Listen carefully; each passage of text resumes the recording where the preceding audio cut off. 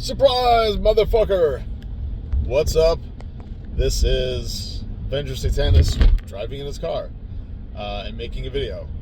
Hopefully this is going to be very short because, it's probably not the safest for me to drive and make a video, but I've been really strapped for time lately. And there's a lot of red lights between here and downtown. I had a really great hour-long interview conversation with Patty's Parlor Games on Rumble. I will put a link in the description below. I talked for just over an hour, just about everything. The new Kickstarter, the Chalt experience, designing worlds like a fucking boss. We talked a little bit about Chalt X cards, gaming in the OSR in general. We talked about Chalt and campaign settings and designing worlds, because we got a little bit into the discussion of the Kickstarter and what that's all about. Touched on the Gilded Die of Satanis, which should become available later today. I checked this morning and it still wasn't public on DriveThruRPG, so they're taking their sweet time, but that should be up later today. I was listening to a video by RPG Pundit, and he was riffing off of that Twitter thread about how now the golden age of D&D is dead because of all the things, everything from the open game license fiasco and 6th edition and a lot of things.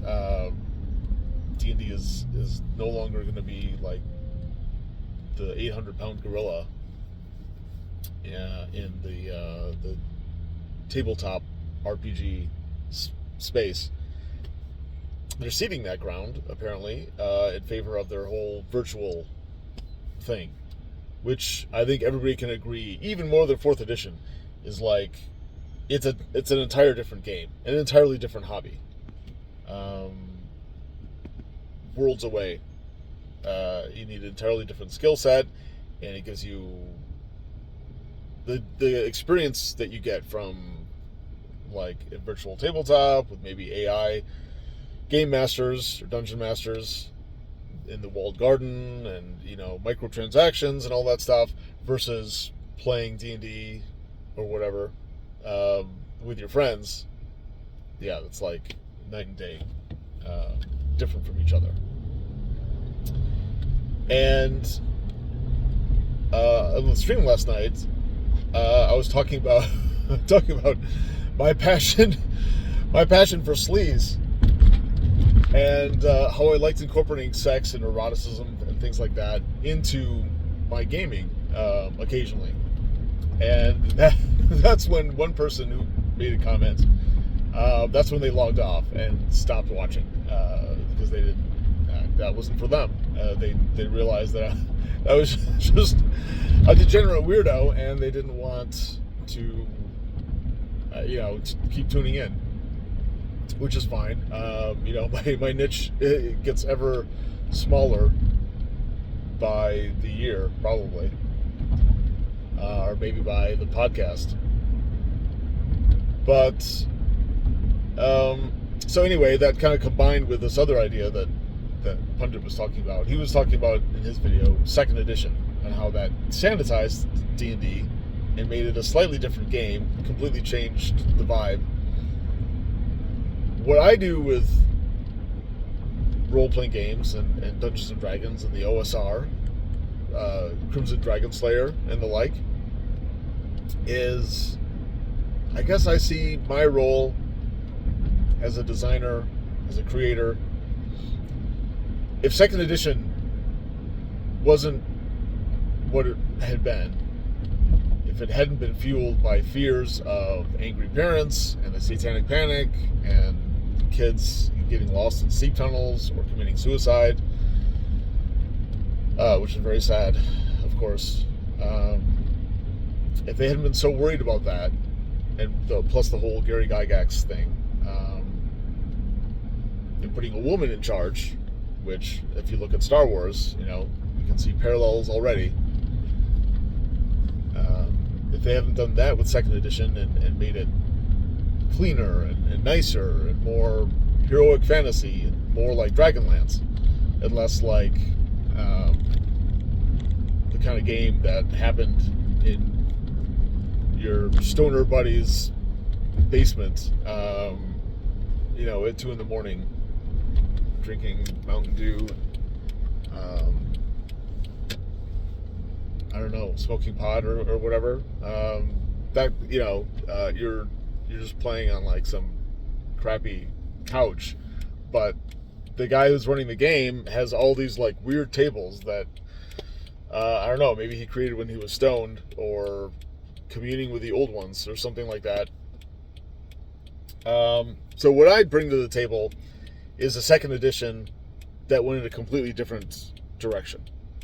A second edition that was about the darkness and the grittiness and the weirdness and just non-standard, crazy, subjective kind of stream of consciousness. I don't know, just bizarre stuff that you don't get from a committee, that you don't get from your nicely packaged second edition, like real world second edition stuff that you'd find at Barnes and Nobles. Wasn't around back then, but like Walden Books or wherever, Walmart, I don't know, wherever they sold books back in the late 80s and early 90s, RPG books. I used to go to the game store, but a lot of people didn't have a game store, or they just got it from, I don't know, sort of mass market retailers. So I think of that as a good thing. Not everybody will. That's okay. It is what it is. But I feel like that's kind of my role, is to be the the inappropriate uncle. And his D&D game is not like what the corporate CEOs and officers planned when they released their version. So I think that's something that recommends what I do. But, to each their own. I think that's all I had to say about it. But look in the description below for the stream on last night, because it was really good. It was really insightful, and we kept talking, and I think a lot of good things came out. Check out the Kickstarter. I'll put a link in the description below for that. And then, look for, hopefully later today, Gilded Die of Satanis on Drive-Thru-RPG, because I'm very excited about that. That's kind of a new game mechanic that is system and genre neutral. If you'd like your sessions to occasionally feel more like an episode of Seinfeld or the movie like Caddyshack, then Gilded Die of Satanis is definitely for you. All right, signing off. Have a good one, guys.